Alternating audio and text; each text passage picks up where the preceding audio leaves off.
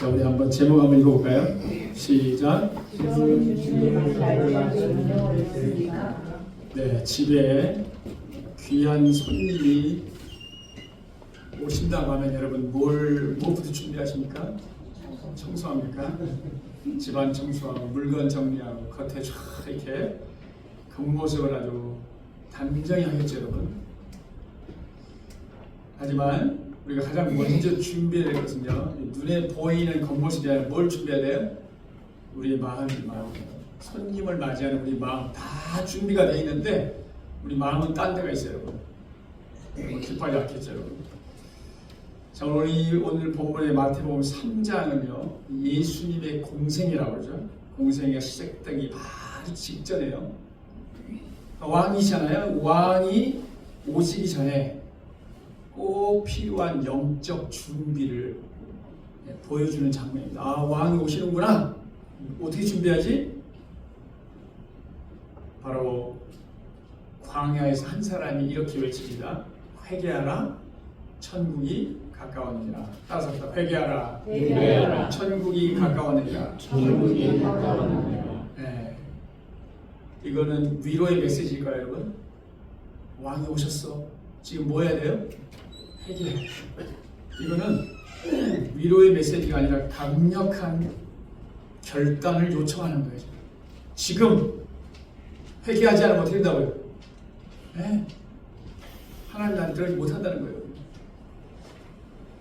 자, 오늘 말씀은 우리에게도 묻고 있는 거예요. 지금 주님이 오시는데 주님을 맞이할 준비가 되어 있으니까 결단하는 거예요. 어떻게 주님을 맞이할 준비를 해야 될까요? 우리가 주님을 맞이했다면 그 증거는 뭐냐? 내가 주님을 맞이했구나. 증거는 뭘까요? 자, 오늘 성경은 우리에게 영적인 원리를 보여줍니다. 우리 첫 번째 1절부터 2절까지 우리 함께 읽겠습니다. 시작. 그때 세례 요한이 유대 광야에서 전파하여 말하되 회개하라, 천국이 가까웠느니라 하였으니 그는 선지자 이사야를 통하여 말씀하시니라. 이르시되 광야에 선지자의 소리가 있어서 너희는 주의 길을 준비하라, 그가 오실 길을 공개하라 하였느니라. 따라서 너희는 주의 길을 준비하라. 너희는 주의 길을 준비하라. 자, 그때 우리 성경에서 이 때가 굉장히 중요한 때. 자, 여러분 마태복음이요 2장에는요 예수님의 어린 시절이 나옵니다. 3장으로 넘어오면서요 점프를 해가지고요 이제 공생이 시작한다는 뜻입니다. 그러니까요 30년의 세월이 흘렀어요. 자, 이제 예수님이 30년이 되어서 공생애를 막 시작하려고 하는 때, 그때에 누가 나타난 거예요, 여러분? 광야에 외치는 자의 소리가 딱 나타난 거예요. 세례 요한이죠, 세례 요한. 여러분, 구약의 마지막 책이 뭔가요? 구약의 마지막 책. 마태복음 바로 앞에요. 말라기. 네, 이 구약의 마지막 선지자 말라기 이후에 약 400년간의 하나님의 침묵이 있었습니다. 하나님 말씀하시지 않았어요. 영적 침묵을 딱 깨뜨리고 누가 등장했다고요? 세례 요한이 등장한 거예요. 근데 이 말씀이 이사야 40장 3절에 예언이 되어 있습니다. 이사야 40장이 똑같이 되어 있어요. 왕이 오실 길을 준비하라. 즉, 요한이 왕의 길을 준비하는 선발대 역할을 맡았습니다라고 이렇게 인용이 되어 있어요. 자, 여러분, 왕의 길을 준비하는 고대 근동에서는 여러분 왕이 행차할 때요 선발대가 미리 가가지고요 길을 닦아놓습니다. 여러분. 그러니까 길이 막 패이거나 어떻게 해요? 울퉁불퉁하면 어떻게 한다고요? 길을 잘 닦아서 마차가 쫙 잘 지나갈 수 있도록 정비를 했다는 말이죠. 자, 그렇다면 여러분 마찬가지로 세례 요한은 지금 왕의 길을 정비하는 게 무슨 말이에요? 메시아를 맞이할 수 있도록 사람들의 마음의 길, 마음의 토양을 뭐라는 거예요? 닦으라는 거예요. 지금 닦으라고 외치고 있는 거예요, 여러분. 광야에 외치는 자의 소리가 있어 이르되 너희는 주의 길을 준비하라, 그가 오실 길을 곧게 하라. 그 세례 요한의 사명은 지금 뭐예요? 만왕의 왕이 지금 오시는데 그 왕의 길을 뭐 하는 거예요? 준비하는 거예요. 준비하는 거예요. 메시아를 맞이할 수 있도록 메시아를 맞이할 수 있도록 사람들의 마음을 뭐 한다고요? 준비시키는 거예요. 왕이 오십니다. 그 왕을 맞이하도록 마음을 준비시켰다는 거예요. 영적 토양을 준비하는 거죠, 여러분. 그러니까 주님의 길을 곱게 한다는 말은 하나님과 우리 사이를 가로막고 있는 죄잖아요. 죄 때문에 우리가 하나님을 못 만나고 있잖아요. 이 죄를 어떻게 하는 거예요? 다 죄라고 하는 장애물을 제거해야만 하나님 만날 수 있잖아요. 제거하라는 거예요. 그게 회개죠, 회개. 자, 그래서 오늘 세례 요한의 핵심 메시지가 따라서 합시다. 회개하라. 회개하라. 천국이 가까웠느니라. 천국이 가까웠느니라. 다시 한번 볼까요? 천국이 가까웠느니라. 천국이 가까웠느니라. 여러분, 이 천국이 뭐예요? 여기서 하늘이란 말을 썼는데, 헤븐이란 말을 썼는데 원래는 하나님 나라예요. 이 유대인들은 하나님이란 말을 이렇게 좀 꺼려가지고 천국이라고 썼거든요. 그러니까 뭐가 가까이 왔다고요? 하나님의 나라가 가까웠느니라. 지금 외치고 있는 거예요, 여러분. 예. 무슨 뜻이에요, 여러분? 하나님 나라가 가까웠다는 게 무슨 뜻이에요? 하나님의 나라가 이미 시작되었습니다. 이렇게 고백하는 거예요, 여러분. 지금도 마찬가지예요, 여러분. 하나님 나라가 어떻게 나와요? 시작되었다는 거예요, 여러분. 자, 우리가 먼저 알아야 될 게 아니에요. 하나님 나라의 개념을 알아야 되는데, 여러분, 하나님 나라가 뭔가요, 여러분? 죽어서 가는 곳인가요? 죽어서 어디로 가는 거예요? 하늘로 가는 거예요? 장소의 이동입니까, 여러분? 하나님의 나라는 이게 이동하는 게 아니고요. 하나님의 통치 그 자체를 말하는 거예요. 그러니까 천국이 어디냐 그러면 하나님이 계신 곳이 천국이에요. 하나님이 계셔서 다스리는 곳이 천국이죠, 여러분. 저와 여러분이 하나님의 통치를 받고 있어요. 하나님의 말씀이 내 삶을 다스리고 있어요. 그건 뭐라고요? 천국이에요, 여러분. 근데 우리가 이 땅에 있는 동안은 완전히 누릴 수는 없어요, 여러분. 그러니까 우리가 먼저 천국의 개념을 알아야 되는데, 천국이 가까웠느니라. 예수님이 오심으로 이미 하나님 나라가 이 땅에 임했다는 뜻입니다, 여러분. 왜냐하면 여러분, 예수님은요, 이 땅에 오셨다는 게 무슨 말이에요?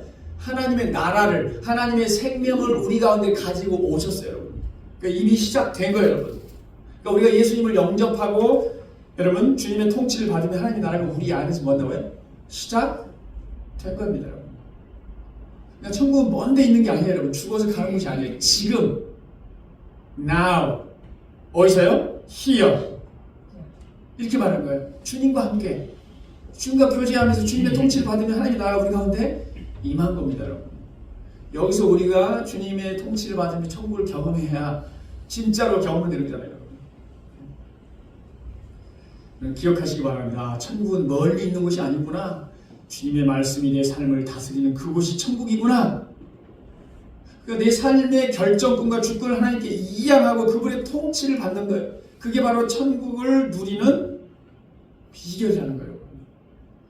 자, 오늘 나의 삶 속에서, 나의 일터에서 주님의 통치를 받음으로 작은 천국을 여러분 경험하고 있습니까, 여러분? 내가 주님께 완전히 통치를 받으면, 주님이 나를 다스리기 시작하면 우리가 느끼는 것처럼 불안했는데 평안이 찾아오잖아요. 이게 천국을 경험하는 거죠, 여러분. 어둠이 다 물러가는 거죠, 여러분. 어둠이 나를 지배하고 있었어요, 여러분. 두려웠어요.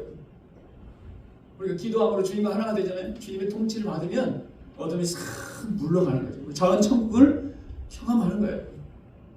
그러니까 지금 내 삶의 결정권이 누구에게 있느냐, 주님의 통치를 받고 있느냐, 이게 중요한 거죠, 여러분. 자, 그렇다면 우리는 어떻게 주의 길을 예비해야 됩니까? 자, 천국이 가까웠다. 그러므로 뭐 하라는 거예요, 여러분? 천국이 가까웠으니까 천국을 어떻게 준비해야 돼? 하나님 나라가 이미 여기 와 있다. 준비한다는 게 어떻게 그 하나님 나라를 누릴 수 있는가? 어떻게 하라는 거예요? 그 천국에 들어가는 유일한 방법이 뭐라는 거예요? 약간? 뭡니까? 회개하라. 따라서 회개하라. 회개하라. 메타노이아, 회개하라. 이게 후회하는 게 아니야. 아, 그때 내가 결정을 이렇게 했어야 되는데 내가 바보였어. 후회하는 게 아니에요, 여러분. 단순한 후회의 감정이 아니에요, 여러분. 뭐 하는 거예요? 이 생각과 방향을 완전히 근본적으로 바꾸는 걸 말하는 거예요. 여러분, 그러니까 아까 우리가 통치하고 같은데, 내가 내 인생의 주인 노릇하던 그 내 마음의 보좌에 내가 내려와서 어떻게 하라는 거예요? 하나님께 그 자리를 내어놓으라는 거예요. 이게 회개라는 거예요, 회개. 그냥 나 잘못했어요. 그때 이렇게 했어야 되는데 후회하고 끝나는 그게 아니라 여러분 기차가 선로에서 딱 벗어나면 어떻게 돼요? 기차가 잘 달리고 있는 선로에서 싹 벗어났어요. 그 기차 엔진이 너무너무 좋은 기차였거든요. 벗어나면 어떻게 되죠? 아무 소용이 없어요. 목적지 갈 수 없어요. 어떻게 해야 돼? 어떻게 해야 돼? 회개해야 돼. 어떻게 한다고요? 선로 위로 와야 돼요. 선로 위로 와야 돼요. 그래야 다시 시작할 수 있다고 말해요. 그러니까 우리가 우리 인생의 주인에서 막 운전대를 잡고 운전하는 거 있잖아요. 이게 다 바른 길로 갈 수가 없게 돼 있어요, 여러분. 마치 기차가 선로에서 벗어났는데 열심히 가는 것처럼 보여요, 여러분. 방향이 틀리면 이미 아무리 속도를 내도 소용이 없다는 거예요. 회개해야 돼. 돌아와야 돼. 선로 위로 와야 돼요, 여러분. 우리의 운전대를 누구에게 맡겨야 된다고요? 주님께 맡겨야 돼요. 우리는 인생의 주인이 안 됐어요, 여러분. 근데 문제는 뭐냐? 내가 내 인생의 주인이다라는 생각이 바로 이 모든 죄의 뿌리가 되는 거예요. 내 인생은 나의 것. 그러니까 내 마음대로 해야 되는 거예요. 내가 하고 싶은 대로 하면 다 됩니까, 여러분? 내가 하고 싶은 대로 하면 다 행복해집니까, 여러분? 내가 계획하면 그 뜻대로 다 이루어집니까, 여러분? 아니라는 거예요. 운전대를 주님께 맡길 수 있기 바랍니다, 여러분. 하나님 나라가 이미 시작됐다. 그러므로 회개하라. 내 삶의 운전대를 하나님께 맡겨야만 하나님 나라를 맞이할 수 있다라고 선포하고 있는 거예요. 그래서 우리는 돌아봐야 내 삶의 결정권이 지금 누구에게 있는가 정직하게 돌아보라는 거예요, 여러분. 자, 여러분 회개하셨습니까, 여러분? 회개는 몇 번 하는 거예요, 일생에서요? 몇 번 하는 겁니까? 일생에서 한 번 하는 거예요, 딱 한 번. 내 인생의 운전대는 딱 한 번 하는 거예요. 근데 맡겼다고 했는데 내가 또 가끔씩 내가 또 그 자리에 있는 것 같아. 이때는 주님 앞에 나와 자백해야 돼요. 사람이 잘못했습니다. 제가 운전대를 또 막 잡으려고 하네요. 근데 사실 일생에 한 번 하는 거예요, 회개. 내 인생의 주인이 바로 예수 그리스도입니다. 당신이 나의 왕이다라는 고백은 여러분, 이게 일생에 한 번 하는 거예요, 사실은 여러분. 왜 회개가 천국의 조건이 되는가? 왕이 오시는데 그 길을 가로막고 있는 게 뭐예요? 자기의예요, 자기의. 그러니까 주님을 받아들이지 않는 사람은 뭐예요? 자기가 주인이라는 말이에요. 쉽게 말하면. 자기의 때문에 그런 거예요. 또 뭐예요? 세상을 사랑하는 마음, 세상에 대한 집착, 욕심 이런 것 때문에 맞이하지 못하는 거예요. 여러분 이 항해하는 배가 1도만 어떻게 해요? 1도만 벗어나도 어떻게 해요? 이 나중에 가다 보면 어떻게 해요? 완전히 방향이 틀려버리죠. 여러분 주님께 이만큼 맡기고 나머지는 내가 해야 되겠다. 이것도 마찬가지 되는 거예요. 완전히 운전대를 맡길 수 있기를 축복합니다. 우리가 회개할 때 내 인생의 보좌 운전대를 주님께 완전히 맡겨드린 이 회개를 통해서 하나님의 통치 안으로 들어가면 하나님 나라를 다스리기 시작할 때 우리가 하나님의 나라를 경험하게 된다. 여러분 회개는 내가 시간이 될 때 나중에 여유가 있을 때 하는 게 아니에요. 마치 우리가 시간이 있을 때 푸는 숙제처럼 그렇게 하는 게 아니라는 거예요. 지금 이 순간 내 안에 있는 모든 위선을 다 벗어버리고 어떻게 주님께 돌이키는 결단, 이게 필요하다는 거예요. 참된 회개가 바로 나의 중심이 나에게서 하나님으로 이동하는 걸 말하는 거예요. 이동하는 걸 말하는 거예요. 이게 믿음입니다, 여러분. 믿음. 우리 날마다 그래서 십자가에서 우리도 예수님과 함께 죽고 예수님이 내 안에 살아서 내 안에서 나를 다스리도록 맡겨야 되는 거예요. 이게 진정한 회개라는 거예요. 자, 오늘 우리는 무엇을 내려놓아야 주님의 길이 곱게 될까요, 여러분? 주님을 만날 준비가 되어 있습니까, 여러분? 그냥 주일날 우리가 이 예배 자리에 나오거나 내가 직분이 있으면 그걸로 회개가 된 게 아니라는 거예요, 여러분. 그게 아니라는 거예요. 누가 주인이냐 그거예요. 내 인생의 이 마음의 보좌에 누가 주인 노릇하고 있느냐. 이거 하지 않을 때 우리가 우리를 회개하라는 거예요. 그래야 우리가 주님을 맞이할 수 있다. 내 삶의 키, 지금 내 삶의 키가 어디를 향하고 있는지 여러분 점검할 수 있기를 주의 이름으로 축복합니다.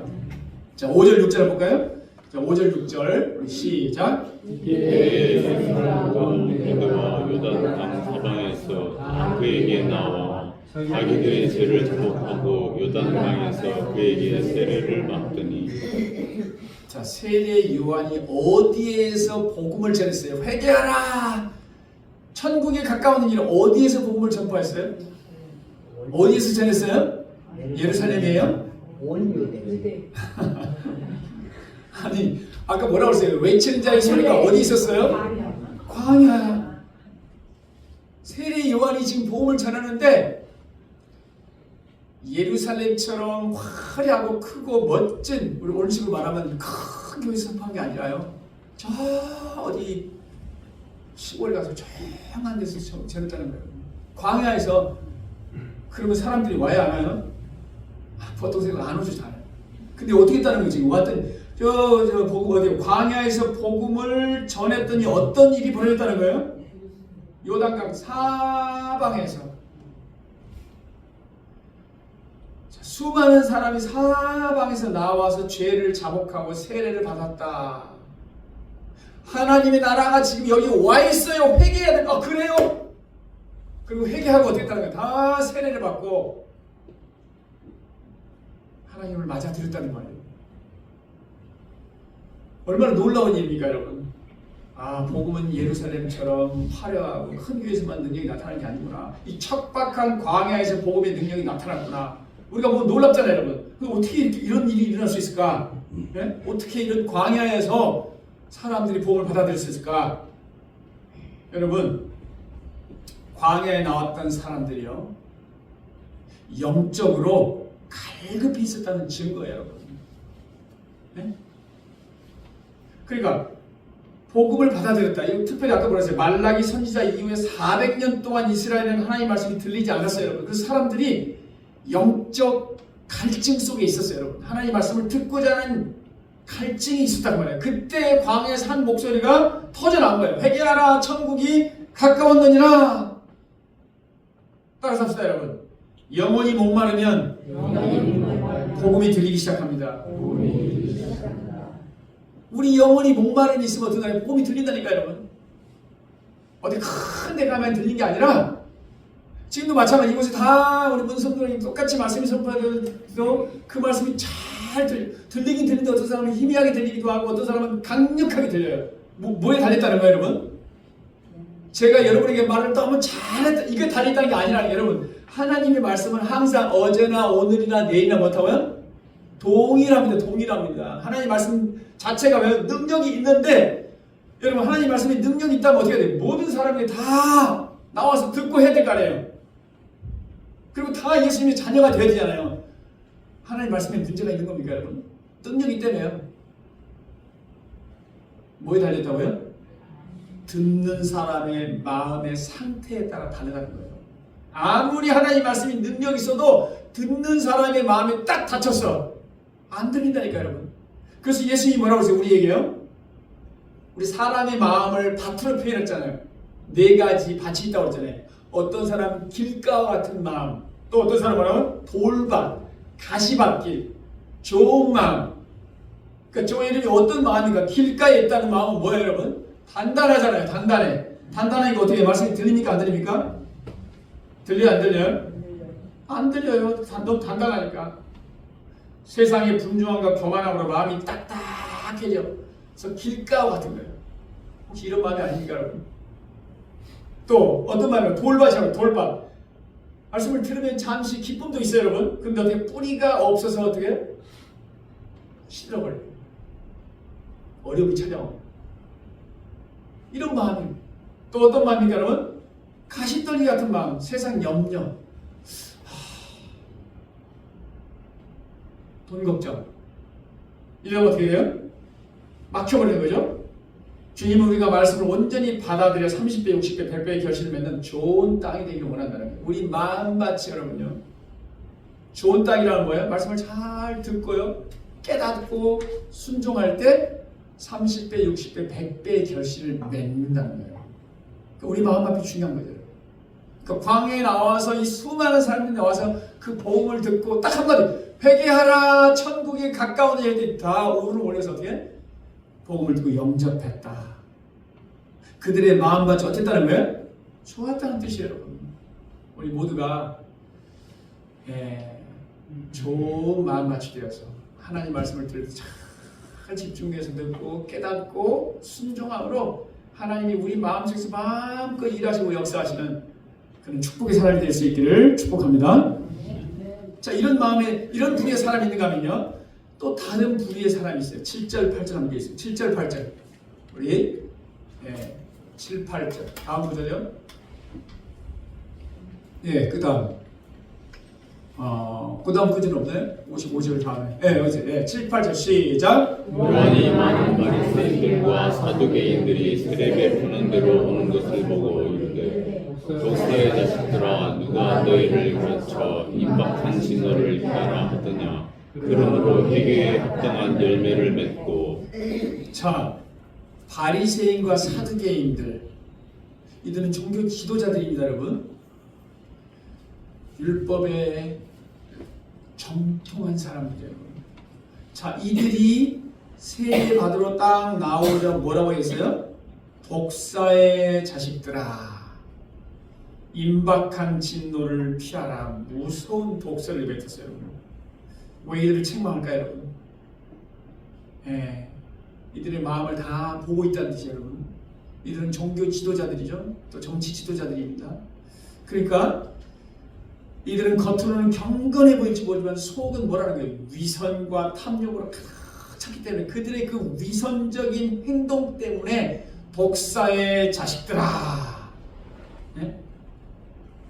이들은 천국에 들어가면 우리가 제1순위라고 믿는 사람들이에요. 하나님의 말씀도 잘 알고 있는 사람들이에요. 그러니까 우리 회개할 것이 없는 사람들이에요. 그렇게 생각하는 사람들이란 말이에요. 그런데 이들이 딱 나와서 세례 받으러 온 거예요. 형식적으로 세례 받으러 온 거예요, 여러분.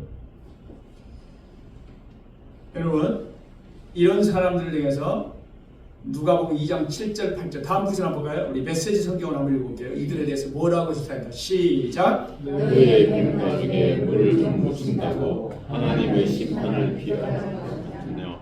바꿔야 할 것은 너희 그 가죽이 아니라 너희 삶이다. 자, 여러분, 뱀은 허물을 벗죠, 여러분. 자, 뱀이 허물을 딱 벗으면 뱀이 다른 걸로 변합니까? 뱀은 뱀입니다, 여러분. 허물을 아무리 벗겨도 뭐 나와요? 뱀이라니까요. 그러니까 겉모습이나 형식을 바꾼다고 구원받는 게 아니라는 걸 말하고 있는 거예요. 속이 바뀌지 않으면, 속이 바뀌어야, 삶이 바뀌어야만이 천국을 소유할 수 있다. 지금 그 얘기하는 거예요, 여러분. 그러니까 바꿔야 할 것은 너희 겉가죽이 아니라 너희 삶이다. 이렇게 말해요. 우리 종교 지도자들이 뭐 했어요? 아무런 변화도 없으면서 세례를 받으면 그냥 하나님의 심판을 피할 수 있다고 생각하고 다 받네? 나도 가서 받아야 되지? 그리고 형식적으로 세례를 급하게 받으러 온 거예요. 너희들이 세례를 받는다고 해서 진정으로 죄를 회개했다고 말할 수 없다는 거예요. 우리가 아무리 목욕한다고 해서 우리 속사람, 우리 마음이 깨끗해지지는 않는다는 거예요. 너희가 회개할 건 뭐라고요? 너희 겉가죽이 아니라 너희 삶이다. 여러분, 실제로요, 우리 유대인들은 뭐라고 합니까? 여러분, 좀 유대인들은 내가 아브라함의 자손이기 때문에 당연히 원래 하나님 선택받은 나라이기 때문에 난 당연히 하나님 나라에 갈 수 있다고 다 생각하는 거예요, 여러분. 구원받은 거라고 생각하는 거예요, 여러분. 근데 여러분 뭐라고 해요? 뱀이 허물을 본다고 해서 뱀의 본성이 바뀌지 않는 것처럼 우리의 겉가죽만 바꾸는 종교 행위가 아니라 속마음이 변해야만 진짜 해결하는 걸 우리에게 보여주고 있는 거죠. 자, 그래서 뭐라고 해요? 8절에 그러므로 회개에 합당한 열매를 맺어. 따라서 합시다. 그러므로 회개에 합당한 열매를 맺어라. 회개에 합당한 열매를 맺어라. 네, 회개에 합당한 열매를 맺어야 한다. 우리가 진짜로 회개했다면 이런 증거들이 나타나 있다고 말해요, 여러분. 어떤 증거들일까요, 여러분? 이게 누가복음에 나옵니다. 누가복음 3장 다음 구절 한번 볼까요?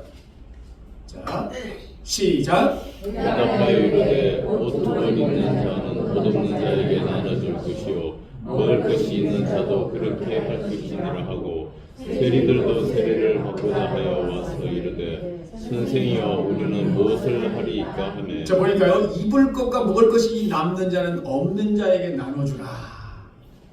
여러분, 나누는 삶을 살고 있습니다, 여러분. 우리가 진짜로 회개했다면 내가 나누는 삶을 살고 있냐. 전에는 우리가 예수님 모를 때는 뭐예요? 그냥 나만을 위해 살았는데 이것도 남네? 나누는 삶을 살아. 그 다음 또 뭐라고 그랬습니까, 여러분? 정한 세금 후에는 징수하지 말라. 정해진 원칙과 법을 잘 정직하게 살아라. 타인에게 강탈이나 거짓 고발하지 말고 주어진 것에 만족하라. 우리가 막 특별한 걸 요구하는 게 아니에요. 하나님 나라에 들어가려면 막 이게 아니라는 거예요. 우리가 진짜 회개했다면 이런 증거들이 나타난다는 거예요. 근데 종교 지도자는 수많은 율법과 계명을 만들어 놓고요. 자신들이 지키지 않으면서 왜 내가 하지 않았지? 막 정죄하고 그랬어요. 그러니까 자신들은 회개 메시지를 아무리 들어도 스스로 죄인이라는 것을 전혀 인식하지 못한 거예요. 너희는 죄인이라는 거예요. 너희 속에 있는 죄 돌이켜야 된다. 속으로는 뭐라고 해? 내가 누구인데? 나는 아브라함의 자손인데. 아브라함의 자손인데. 그러니까 형식적인 신앙이 매여 있는 거죠, 여러분. 겉모습은 정결하지만 삶에 아무런 변화가 없다. 사람들이 우리 보이기에 적당하게 하는 행동들. 우리 안에도 이런 게 있지 않느냐? 이런 말하는 거예요, 여러분. 진정으로 여러분 회개했습니까, 여러분? 회개 열매가 있습니까, 여러분? 나의 회개의 열매를 통해, 나의 회개를 통해서 어떤 것들이 나타나고 있는가? 여러분, 이게 이제 우리에게 삭개오 하나 예를 더 들면 여러분, 삭개오 있잖아요. 뽕나무 위에 올라가서 어떻게 해요? 예수님 오신다니까 기가 차니까 올라가서 보는 거예요. 예수님과 눈이 마주쳤죠? 내려오너라. 오늘 너희 집에 가리라. 자, 삭개오가 예수님을 딱 만나고 나서 뭐라고 했냐면 이렇게 표현합니다. 9절 나와 있죠. 주여 보시옵소서 내 소유의 절반을 가난한 자들에게 주겠사오며 만일 누구의 것을 속여 빼앗은 일이 있으면 4배, 4갑절이나 갚겠나이다. 내 소유의 절반을 가난한 자에게 내놓았을 때 주님이 뭐라고 하냐면 오늘 구원이 이 집에 이르렀도다. 돈 내놨다고 구원받았다는 뜻은 아닙니다, 여러분. 이걸 통해 지금 뭘 확인하는 거예요? 얘가 진짜 회개했느냐를 보는 거예요. 회개했느냐. 돈 많이 내놓으면 너 오늘 밤 구원 임할 것이다 하는 뜻이 아닙니다, 여러분. 회개 증거를 말하고 있는 회개 증거를 말하고 있는 거예요. 입술에 고백만이 아니라 삶의 변화가 있느냐? 그러니까 삭개의 회개는 뭐예요? 입술로 끝나지 않고 뭐예요? 뭘 열었다는 거예요? 지갑을 열었다는 거예요. 그래서 누가 그랬죠? 기억이 안 나는데 지갑은 거짓말하지 않는다 이런다면서요. 거짓말하지 않는다. 그래서 지갑을 회개하라고 했잖아요. 지갑을 회개하라. 예, 여러분 예수 믿고 나서 회개한 이후에 생활의 습관이 바뀌고 있습니까? 나눔을 실천하고 있습니까, 여러분? 나눌 수 있음에도 나누지 않던 삶, 옛날에는 그랬잖아요. 그런데 이제 나눔의 삶을 살고 있느냐? 욕심과 불의 이런 삶을 살았었는데 어떻게 하나요? 정직과 절제의 삶을 살고 있느냐? 용서를 받았다면 어떻게 하라는 거예요, 이제? 용서는 살라는 거예요. 긍휼을 받았다면 이제 긍휼히 여기는 마음을 갖고 살라는 거죠. 예수 믿고 난 다음에 내 삶의 실제로 달라진 게 무엇이냐? 이게 진짜 회개의 증거가 있느냐라고 우리 청하고 있는 거예요.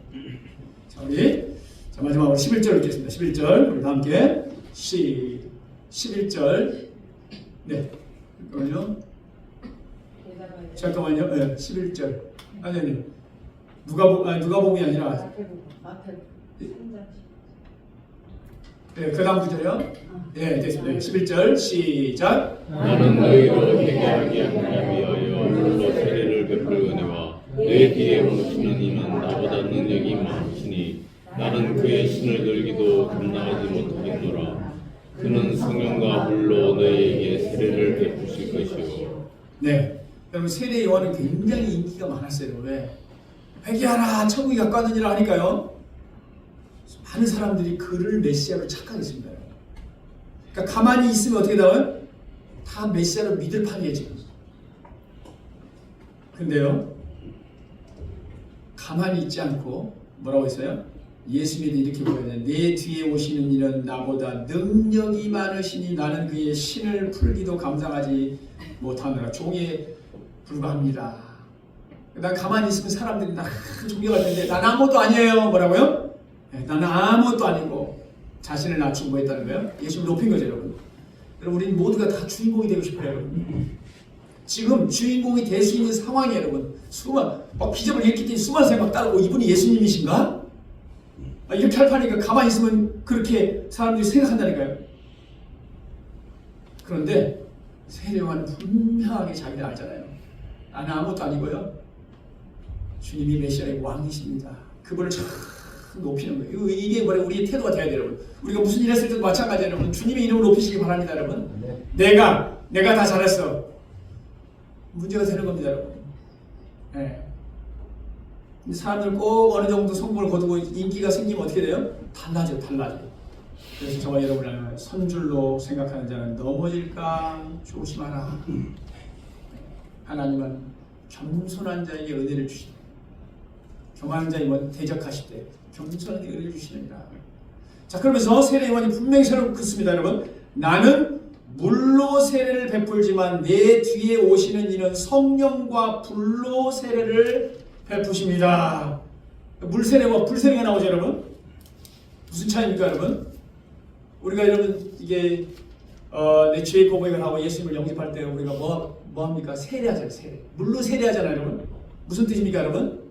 이 물 세례는 외적인 예식이에요, 사실은. 외적인 예식이죠. 사람 앞에서 뭐 하는 거예요? 저요, 제 죄를 알고 죄에 대해서요, 예수님이 십자가에 죽을 저도 함께 죽을 거예요. 죄에 대해서는 죽고 저는 예수님과 함께 살겠습니다 라고 하는 고백이, 모든 사람들 앞에서 내 믿음을 고백하는 게 뭐라고요? 세례. 이게 한마디로 하면 물세례예요, 물세례. 불세례는 뭐예요, 여러분? 우리 내면 깊은 곳의 죄성, 우리 자아를 완전히 불태워버리는 하나의 성화의 과정을 말하는 거예요. 자, 여러분, 그러면 자, 세례를 받을 때 우리는 다 고백하는 거예요. 그죠? 저는 예수님을 믿고 예수님을 내 구주로 믿고 살겠습니다라고 모든 사람들 다 고백했는데 우리가 그냥 결단한 그대로 다 됩니까, 여러분? 내가 결단만 하면 다 되냐고 말이에요, 여러분. 안 됩니다, 여러분. 성령님이 우리를 변화시킬 수 있는 분은, 그 결단대로 살 수 있게 하신 분은 누구라는 거예요? 성령님이라는. 이게 불세례를 말하는 거예요. 우리가 진짜 거듭나는 거예요. 이게 다 성령의 사역입니다. 우리가 모두 성령의 세례를 받을 수 있기를 바랍니다. 그래야 우리가 진정으로 경험할 수 있다, 그 말이에요, 여러분. 우리 힘만으로는 온전한 회개가 불가능하다는 거예요, 여러분. 우리가 성령이 오셔서 우리 안에 역사하실 때, 성령의 불이 임할 때 우리 안에 미움, 시기, 교만, 자기 이런 게 다 꺾여진단 말이에요. 그러잖아요. 순금을 얻기 위해서 여러분 반드시 뜨거운 용광로를 거쳐야만 어떻게 됩니까? 불이 통과할 때 이 불순물이 제거된 것처럼 똑같아요, 여러분. 성령의 불이 우리 가운데 강력하게 역사하셔서 태워야만 해요. 자기 의, 자기 교만, 자기 욕심. 그러니까 우리가 잘 안 될 때 뭐예요? 성령의 불로 우리를 태워주세요. 우리 자아 있잖아요. 못난 자아 있잖아요. 이 쭉정이, 여기 성공을 표현하면 쭉정이 나오잖아요, 여러분. 바람이 휙 하면 쭉정이 날아가잖아요, 여러분. 성령의 불로 우리를 강력하게 우리 안에 있는 이 쭉정이를 탁 태워야만이 우리 자아가 죽고 어떻게 돼요? 예수님이 사는 삶을 살 수 있다는 말이에요. 예. 성령의 불이 우리를 통과할 때 우리는 비로소 전 같은 알곡으로 빚어진다는 거예요. 그러니까 내 힘으로 도저히 끊지 못하는 죄의 습관과 또 원수까지는 그렇고 여러분, 우리를 불편하게 하는 사람들 어떻게 그들 향한 마음이 열릴 것인가? 이게 다 뭐예요? 그냥 우리의 단순한 의지로 되는 게 아니라 성령의 도움이 필요하다.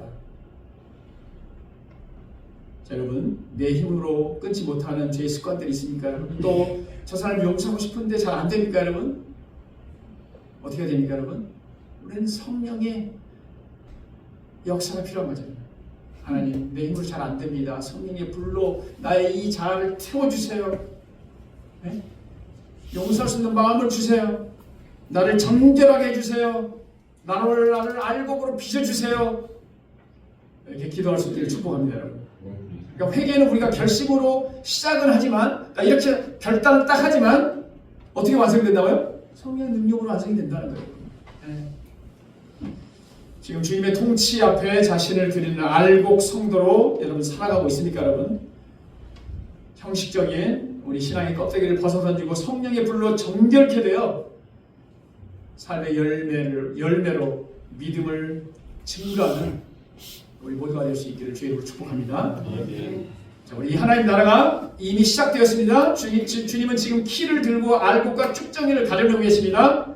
회개는 나중에 시간 될 때 하는 게 아니라 뭐라고요? 지금 이 순간 내려야 할 결단입니다, 여러분. 지금 바로 은혜의 때입니다, 여러분. 우리 형식장 신앙을 내놓고 이 시간 마음의 옷을 찢고 주님께로 돌아가도록 주님의 통치 앞에 자신을 드리는 삶이 되게 해달라. 하나님, 내 힘으로 안 됩니다. 성령이 불러 나를 태워주시고 나를 정결케 하옵소서. 그래서 여러분, 주님을 우리가 온전히 맞이하는 우리 모두가 될 수 있기를 주의 이름으로 축복합니다.